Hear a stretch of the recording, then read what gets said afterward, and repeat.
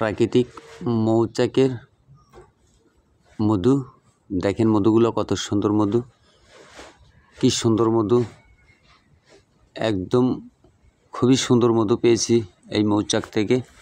এই যে দেখেন মধুগুলো, আসলে কিছু মধু এই বাড়িওয়ালাকে দিতে হচ্ছে।